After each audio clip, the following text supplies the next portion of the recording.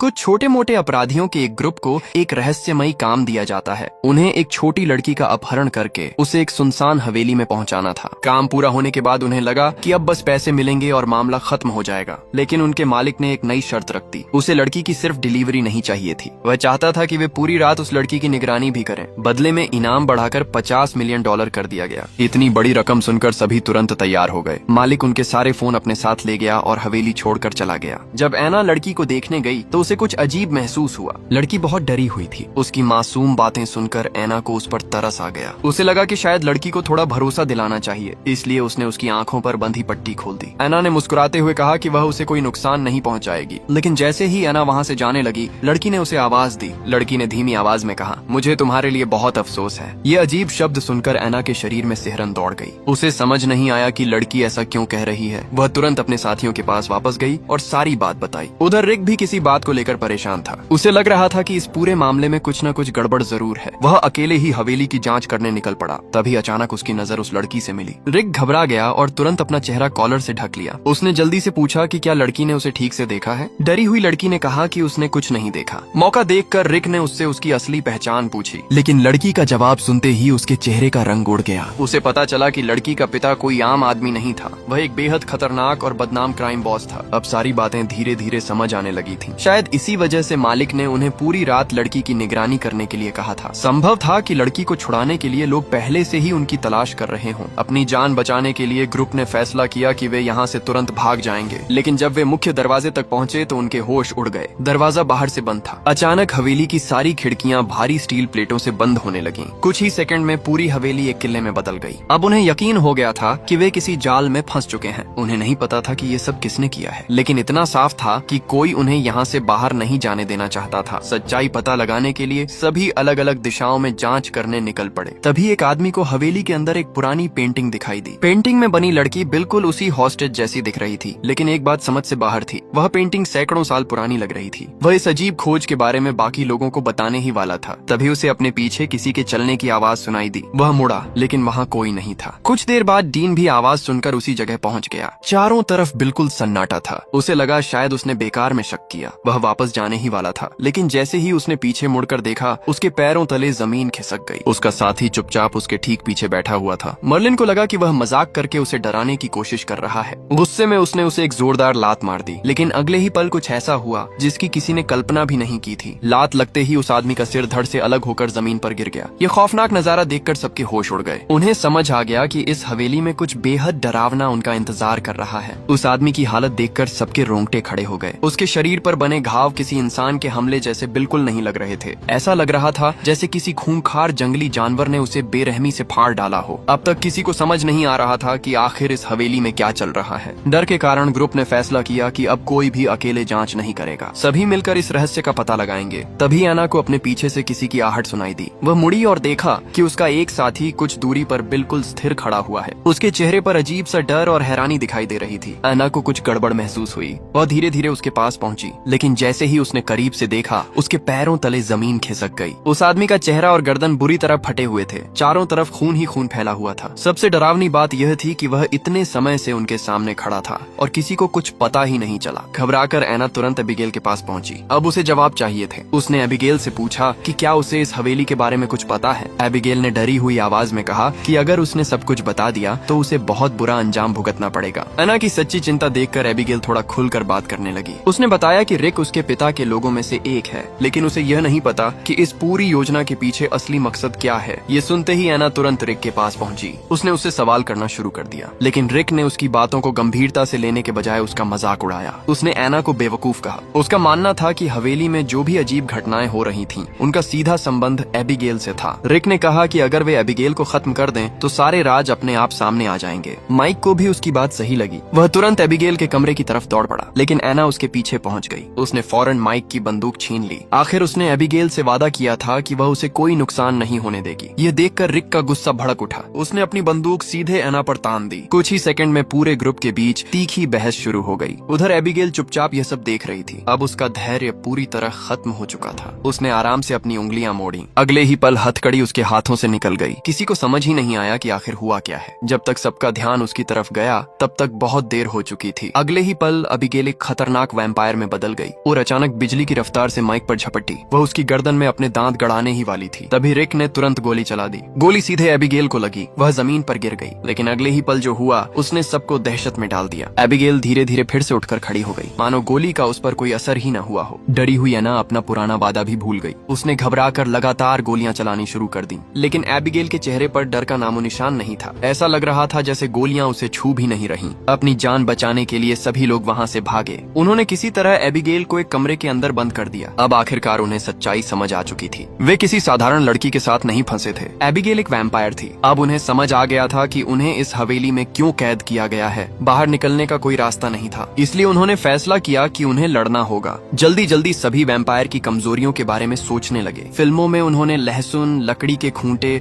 और क्रॉस के बारे में देखा था। सुरक्षित रहने के लिए उन्होंने सब कुछ आजमाने का फैसला किया। सिर्फ एना को ये सब बकवास लग रहा था। उसे विश्वास नहीं था कि इतनी आसान चीजें किसी ऐसे राक्षस को रोक सकती हैं। लेकिन किसी ने उसकी बात नहीं सुनी। सब अपने अपने हथियार तैयार करने में लग गए। कुछ देर बाद हिम्मत जुटाकर वे फिर उस कमरे में पहुंचे, लेकिन अंदर का नजारा देखकर उनके शरीर सुन्न पड़ गए। एबिगेल कमरे के बीचों बीच खड़ी थी और वह अपने मरे हुए साथी की बिना सिर वाली लाश के साथ नाच रही थी। उसके चेहरे पर एक अजीब सी मुस्कान थी। यह दृश्य इतना डरावना था कि कोई भी आगे बढ़ने की हिम्मत नहीं कर पा रहा था। सब वहीं जमे रह गए। लेकिन एबिगेल बिल्कुल नहीं डरी। इस बार उसने खुद पहला कदम उठाया और अगले ही सेकंड वह शिकारियों की तरफ झपट पड़ी। अगले ही पल एबिगेल बिजली की रफ्तार से डीन पर झपटी। उसने डीन को गर्दन से पकड़कर हवा में उठा लिया। बाकी लोग उसे बचाने के लिए दौड़े। एक आदमी ने उसके चेहरे पर लहसुन फेंकने की कोशिश की, लेकिन एबिगेल ने बिना डरे उसे आसानी से नजरअंदाज कर दिया। यह देखकर रिक भी मदद के लिए आगे बढ़ा, लेकिन एबिगेल के एक ही जोरदार मुक्के ने उसे कई फीट दूर उछाल दिया। मौका देखकर माइक पीछे से उस पर टूट पड़ा। उसने एबिगेल को पकड़कर काबू में करने की कोशिश की, लेकिन उसकी ताकत इंसानों से कहीं ज्यादा थी। कुछ ही सेकंड में माइक भी जमीन पर जा गिरा। फिर एबिगेल ने माइक के गले में लटका हुआ क्रॉस पकड़ लिया। उसने उसे झटके से तोड़ दिया। इसके बाद उसके चेहरे पर एक डरावनी मुस्कान उभर आई। उसने टूटे हुए क्रॉस को माइक के सीने में घोंप दिया। माइक दर्द से चीख उठा। तभी रिक फिर से खड़ा हुआ। उसने लकड़ी का नुकीला खूंटा उठाया और एबिगेल पर हमला कर दिया, लेकिन एबिगेल ने उसका हाथ पकड़ लिया। अगले ही पल उसने वही खूंटा रिक की जांघ में घुसा दिया। रिक दर्द से तड़प उठा। हालात तेजी से बिगड़ते जा रहे थे। तीनों ने समझ लिया कि वे सीधे मुकाबले में उसे नहीं हरा सकते, इसलिए वे वहां से भाग निकले। हैरानी की बात यह थी कि एबिगेल ने उनका पीछा नहीं किया। वह बस खड़ी होकर उन्हें एक अजीब मुस्कान के साथ जाते हुए देखती रही। अब तक हुई घटनाओं ने एना को 3 बातें साफ समझा दी थीं। पहली, फिल्मों में दिखाई जाने वाली ज्यादातर वैम्पायर कमजोरियां झूठ थीं। दूसरी, एबिगेल शुरू से उनके साथ खेल रही थी। और तीसरी, उनके पास मौजूद किडनैपिंग ड्रग शायद उस पर असर कर सकती थी। कम से कम उससे उसे कुछ समय के लिए बेहोश तो किया जा सकता था। एना ने तुरंत एक नई योजना बनाई। उसने कहा कि वे अलग अलग होने का नाटक करेंगे, जिसे एबिगेल देखेगी। वह जानबूझकर उसका ध्यान अपनी तरफ खींचेगा। उसी दौरान बाकी लोग मौका देखकर उसे ड्रग का इंजेक्शन लगाने की कोशिश करेंगे। योजना सुनकर सभी तैयार हो गए। उधर डीन हवेली की तलाशी ले रहा था। तभी उसकी नजर एक पुराने ताबूत पर पड़ी। वह बिल्कुल वैसा दिख रहा था जैसा फिल्मों में वैम्पायर के आराम करने के लिए दिखाया जाता है। डीन घबराते हुए उसके पास गया। उसने धीरे से ढक्कन उठाया, लेकिन अंदर कुछ भी नहीं था। वह राहत की सांस लेने ही वाला था। तभी अचानक एक चमगादड़ ताबूत के अंदर से बाहर निकला। डीन बुरी तरह डर गया। घबराहट में उसका संतुलन बिगड़ गया और वह पास के एक कमरे में जा गिरा। जैसे ही उसने चारों तरफ देखा, उसका खून जम गया। कमरा इंसानी लाशों से भरा हुआ था। ऐसा लग रहा था जैसे यह किसी राक्षस का कूड़ा घर हो, जहाँ शिकार के बचे हुए अवशेष फेंके जाते हों। यह भयानक नजारा देखकर डीन जोर से चीख पड़ा। उसकी आवाज सुनकर बाकी लोग तुरंत उसकी तरफ भागे, लेकिन तभी उन्हें दूसरी दिशा से माइक की दर्द भरी चीख सुनाई दी। लकड़ी के नुकीले टुकड़े उसकी उंगलियों में धंस गए थे। उसे अंदाजा भी नहीं था कि एबिगेल चुपचाप उसकी तरफ बढ़ रही है। माइक जान बचाकर भागने लगा। वह मदद के लिए जोर जोर से चिल्ला रहा था। दौड़ते दौड़ते वह अचानक रिक से टकरा गया। रिक ने उसी समय एक छिपा हुआ दरवाजा खोला था। संयोग से इस टक्कर ने माइक को गंभीर चोट लगने से बचा लिया, लेकिन एबिगेल ने तुरंत अपना निशाना बदल लिया। अब उसकी नजर रिक पर थी। वह बिजली की तरह उसकी तरफ झपटी। रिक संतुलन खो बैठा और सीढ़ियों से नीचे लुढ़क गया। उसी समय एना और उसकी साथी भी वहां पहुंच गईं। उन्होंने मौका देखकर चुपके से ड्रग का इंजेक्शन लगाने की कोशिश की, लेकिन सिरिंज उनके हाथ से फिसलकर लोहे के पहिए के पास जा गिरी। एना जल्दी जल्दी उसे उठाने की कोशिश करने लगी। इस बीच एबिगेल ने फिर हमला कर दिया। डीन पीछे से उसे पकड़ने के लिए कूद पड़ा, लेकिन गुस्से में एबिगेल ने उसकी बांह पर जोरदार काट लिया। डीन दर्द से चीख उठा। फिर एबिगेल ने एक और आदमी का पैर पकड़ लिया। वह उसे घसीटते हुए ऊपर उठाने लगी। हालात हाथ से निकलते जा रहे थे। तभी माइक पूरी ताकत से उस पर झपटा। दोनों जोर से जमीन पर गिरे। यही मौका था जिसका एना इंतजार कर रही थी। उसने तुरंत सिरिंज उठा ली और बिना एक पल गंवाए दवा एबिगेल के शरीर में इंजेक्ट कर दी। कुछ सेकंड तक एबिगेल छटपटाती रही। फिर धीरे धीरे उसकी ताकत कम होने लगी। उसकी आंखें भारी हो गईं और आखिरकार वह बेहोश होकर जमीन पर गिर पड़ी। कई घंटों बाद जब एबिगेल की आंख खुली तो उसने खुद को एक मजबूत लोहे के पिंजरे के अंदर कैद पाया। बाहर खड़े लोग सावधानी से उसे देख रहे थे। उधर डीन अपनी घायल बांह को पकड़े हुए बेचैनी से खड़ा था। उसके मन में एक ही सवाल घूम रहा था, क्या उन्होंने सच में इस राक्षस को काबू कर लिया था या फिर असली डर अभी शुरू होना बाकी था। डीन अपनी घायल बांह को देखकर बुरी तरह घबरा गया। उसने कांपती आवाज में पूछा, क्या मैं भी वैम्पायर बनने वाला हूँ? कमरे में कुछ पल के लिए सन्नाटा छा गया। फिर किसी ने धीमी आवाज में कहा, शायद। ये सुनते ही डीन का चेहरा सफेद पड़ गया। उधर रीगो ने एबिगेल से बात करने का फैसला किया। उसने तुरंत माफी मांगी। उसने कहा कि उनका उसे नुकसान पहुंचाने का कोई इरादा नहीं था। उन्हें सिर्फ उसे किडनैप करने के लिए पैसे दिए गए थे। वे फिरौती लेकर वहाँ से चले जाना चाहते थे। लेकिन एबिगेल ये सुनकर हंस पड़ी। उसने कहा कि वे सभी बहुत बड़े बेवकूफ हैं। यहाँ कोई फिरौती थी ही नहीं। यहाँ तक कि जिसने उन्हें काम पर रखा था वह भी सिर्फ उसका बटलर था। पूरा किडनैपिंग प्लान एक जाल था, एक ऐसा जाल जिसमें उन्हें फंसाने के लिए सब कुछ पहले से तय किया गया था। ये सुनकर सभी के होश उड़ गए। एना पूरी तरह टूट चुकी थी, लेकिन फिर भी उसने हार नहीं मानी। उसने एबिगेल से पूछा कि आखिर उसके पीछे कौन है, कौन इस पूरी योजना को चला रहा है। एबिगेल कुछ देर तक चुप रही। फिर उसने मुस्कुराते हुए कहा कि जो भी उसे आजाद कर देगा वह उसे जिंदा बाहर जाने देगी। ये सुनते ही माइक की आंखों में लालच चमक उठा। उसने धीरे से अपनी पिस्तौल निकाल ली। रेगो ने तुरंत उसे रोकने की कोशिश की। उसने कहा कि एबिगेल सिर्फ उन्हें आपस में लड़वाना चाहती है। अगर उसे छोड़ भी दिया गया तो वह अपना वादा कभी नहीं निभाएगी। लेकिन माइक पूरी तरह लालच में आ चुका था। कुछ देर सोचने के बाद उसने फैसला कर लिया। वह एबिगेल को छोड़ने वाला था। जैसे ही वह पिंजरे के पास पहुंचा, एना ने तुरंत उसे रोक दिया। उसने गोली चलाकर माइक को घायल कर दिया। कमरे में फिर से अफरा तफरी मच गई, लेकिन एबिगेल ने हार नहीं मानी। वह लगातार सबके दिमाग से खेलती रही। कुछ समय बाद रिक अकेले उसकी निगरानी कर रहा था। एबिगेल ने उसकी तरफ देखा। फिर उसने धीरे से कहा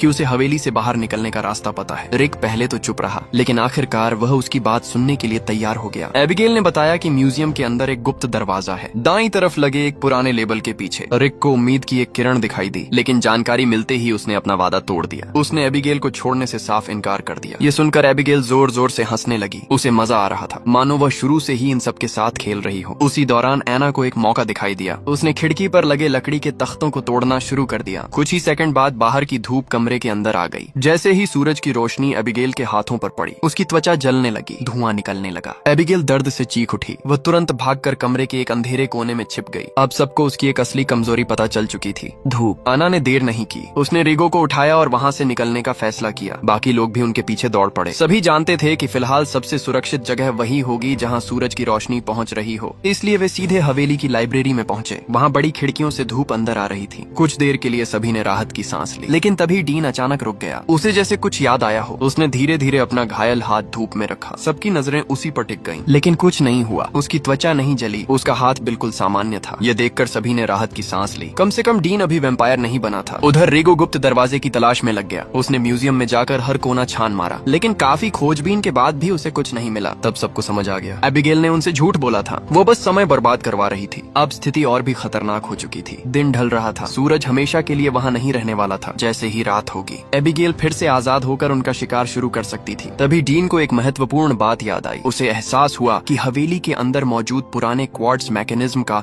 इस पूरे रहस्य से कोई संबंध हो सकता है। शायद वही उनकी आजादी की चाबी था। अब उनके पास कोई दूसरा रास्ता नहीं था। उन्हें हवेली के और गहरे हिस्सों में जाना ही था। इसलिए पूरा ग्रुप अंधेरे गलियारों की तरफ बढ़ने लगा, लेकिन उन्हें नहीं पता था कि एबिगेल अभी भी परछाइयों में छिपी हुई थी। अचानक पूरे हवेली में एक पुरानी धुन गूंजने लगी। कहीं दूर से पियानो बजने की आवाज आने लगी। सबके कदम वहीं रुक गए, क्योंकि उन्हें समझ आ गया था कि एबिगेल का नया खेल शुरू हो चुका है। अचानक उस महिला के हाथ पर बना घाव अपनी आंखों के सामने भरने लगा। कुछ ही सेकंड में उसका जख्म पूरी तरह गायब हो गया, लेकिन इसके साथ ही उसके व्यवहार में भी बदलाव आने लगा, मानो किसी अंधेरी ताकत ने उसके दिमाग पर कब्जा कर लिया हो। उसकी आंखें बदल गईं। अगले ही पल वह पागलों की तरह माइक पर झपट पड़ी। उसने सीधे उसकी गर्दन में काट लिया। माइक दर्द से चीख उठा, लेकिन इससे पहले कि वह कुछ समझ पाता, उसका एक पुराना साथी उस पर टूट पड़ा। कुछ ही पलों में माइक बेरहमी से मार दिया गया। उधर डीन को आखिरकार वह मैकेनिज्म मिल गया जिसकी वे तलाश कर रहे थे, लेकिन अब वह भी पहले जैसा नहीं रहा था। उसने बाकी दोनों को अपने साथ ले जाने की कोशिश की। उसकी हरकतें अजीब लग रही थीं। अन्ना को तुरंत महसूस हुआ कि कुछ गड़बड़ है। अब डीन अपनी असली हालत ज्यादा देर तक छिपा नहीं सकता था। स्थिति बिगड़ती देखकर एना और रेगो वहाँ से भाग निकले। दोनों पूरी ताकत से लाइब्रेरी की तरफ दौड़े। जब वे वापस पहुँचे तो उनके चेहरे का रंग उड़ गया। सूरज लगभग डूब चुका था। कमरे में पहले जितनी रोशनी नहीं बची थी। उनकी सबसे बड़ी सुरक्षा धीरे धीरे खत्म हो रही थी। तभी एना की नजर पास रखी एक बड़ी चांदी की ट्रे पर पड़ी। उसने तुरंत उसे उठा लिया, फिर बची हुई धूप को डीन की तरफ रिफ्लेक्ट कर दिया। जैसे ही रोशनी उसके हाथ पर पड़ी, उसकी त्वचा जलने लगी। अब ये साफ हो चुका था, डीन भी संक्रमित हो चुका था। उसी समय बुक शेल्फ के पीछे छिपा एक दरवाजा अचानक खुल गया। उनके पास कोई दूसरा विकल्प नहीं था, इसलिए एना और रेगो सावधानी से अंदर घुस गए। उनकी बंदूकें तैयार थीं, लेकिन अंदर का नजारा देखकर वे चौंक गए। कमरे में वही बटलर मौजूद था, वही आदमी जिसने पहले खुद को मालिक बनाकर उनके सामने पेश किया था। बटलर ने तुरंत एना को पकड़ लिया, फिर उसने रेगो की तरफ देखा और एक अजीब सौदा पेश किया। उसने बताया कि कई साल पहले एबिगेल ने उसे भी संक्रमित कर दिया था, तब से वह भी एक वैम्पायर बन चुका था। उसने कहा कि इस अमर जिंदगी ने उसे खुश नहीं किया, बल्कि अपने मालिक और पूरे परिवार के लिए उसके अंदर नफरत भर दी। सालों से वह बदला लेने का मौका ढूंढ रहा था। बटलर ने आगे बताया कि उसने कैमरों के जरिए रेगो को देखा है। उसे पता था कि रेगो किसी भी कीमत पर जिंदा रहना चाहता है, इसलिए उसने एक प्रस्ताव रखा। अगर रेगो उसकी मदद करे और एबिगेल को खत्म कर दे तो वह उसे भी वैम्पायर बना देगा। एक ऐसा वैम्पायर जो उसके नियंत्रण में नहीं होगा, बल्कि पूरी आजादी के साथ अमर जिंदगी जी सकेगा। हालात इतने खराब थे कि रेगो के पास कोई और रास्ता नहीं बचा। आखिरकार उसने हामी भर दी। बटलर ने एना को बेहोश कर दिया, फिर उसने रेगो की गर्दन में काटा और अपना खून उसके मुंह में टपका दिया। कुछ ही देर में रेगो का शरीर बदलने लगा, उसकी नसें उभर आईं, उसकी आंखों का रंग बदल गया और आखिरकार उसका ट्रांसफॉर्मेशन पूरा हो गया। अब वह इंसान नहीं रहा था, वह भी एक वैम्पायर बन चुका था। लेकिन बटलर ने एक बड़ी गलती कर दी। उसे लगा कि रेगो अब उसका वफादार बन चुका है। जैसे ही वह एना को मारने के लिए आगे बढ़ा, रेगो ने पीछे से लकड़ी का नुकीला खूंटा उठाया और पूरी ताकत से बटलर के सीने में घोंप दिया। बटलर दर्द से चीख उठा। कुछ ही पलों में उसका अंत हो गया। अब रेगो पहले से कहीं ज्यादा खतरनाक बन चुका था, लेकिन उसके अंदर इंसानियत अभी पूरी तरह खत्म नहीं हुई थी। वह अपने पुराने साथियों को बचाना चाहता था। तभी कमरे का दरवाजा खुला और एबिगेल अंदर आ गई। उसे पहले से पता था कि बटलर उससे नफरत करता है। असल में वह काफी समय से यह सब देख रही थी। वह सिर्फ यह जानना चाहती थी कि बटलर उसके खिलाफ क्या योजना बना रहा है, लेकिन उसे भी उम्मीद नहीं थी कि उसका खेल इतनी जल्दी खत्म हो जाएगा। कुछ ही देर बाद एबिगेल और रेगो आमने सामने खड़े थे। दोनों में भयंकर लड़ाई शुरू हो गई। कमरा पूरी तरह तबाह होने लगा। इसी दौरान एना को होश आ गया। उसने मौका देखकर एक मैकेनिज्म चालू किया, फिर वहाँ से भागने लगी, लेकिन रेगो ने उसे देख लिया। वह तेजी से उसके पीछे पहुंचा और उसे पकड़कर नीचे फेंक दिया। एना मौत के मुंह में जाने ही वाली थी, लेकिन आखिरी पल में एबिगेल ने छलांग लगाई और उसे नीचे गिरने से बचा लिया। अब एबिगेल के हाथ में पहले वाली ताकत नहीं बची थी। उसकी पुरानी चोट उसे कमजोर कर रही थी। इसी वजह से उसने एना को एक प्रस्ताव दिया। उसने कहा कि अगर वे दोनों मिलकर रेगो को हरा दें तो वह अपना वादा निभाएगी और एना को जिंदा जाने देगी। काफी सोचने के बाद एना ने उस पर भरोसा कर लिया। इसके बाद दोनों ने मिलकर रेगो पर हमला कर दिया। एक लंबी और खतरनाक लड़ाई शुरू हुई। आखिरकार दोनों उसे गंभीर रूप से घायल करने में सफल हो गईं। रेगो खून से लथपथ जमीन पर गिर पड़ा। लड़ाई खत्म हो चुकी थी। एबिगेल ने अपना वादा निभाने का फैसला किया। वह सचमुच एना को जाने देने वाली थी, लेकिन तभी हवेली के अंदर एक नई आहट गूंजी। सभी की नजरें दरवाजे की तरफ मुड़ गईं। वहाँ एक आदमी खड़ा था, एबिगेल का पिता। आखिरकार वह सामने आ चुका था। उसे शुरू से सब कुछ पता था। उसने पूरी घटना को दूर बैठकर देखा था और उसने कभी दखल नहीं दिया, क्योंकि वह अपनी बेटी की ताकत और काबिलियत को परखना चाहता था। अब सबसे बड़ा सवाल यह था, क्या वह सच में एबिगेल का फैसला मानेगा या फिर एना को हमेशा के लिए इस परिवार का राज अपने साथ लेकर मरना पड़ेगा। लेकिन एबिगेल अपने पिता को रोक लेती है। वो कहती है कि एना ने उसकी जान बचाई है, इसीलिए उसका पिता एना को जाने देता है और आखिरकार एना इस नरक जैसी हवेली से बाहर निकल जाती है। अगर आपको ये फिल्म पसंद आई हो तो वीडियो को लाइक करें, चैनल को सब्सक्राइब करें और बेल आइकन जरूर दबाएं। मिलते हैं अगली शानदार फिल्म की कहानी के साथ। तब तक के लिए अपना ख्याल रखिए।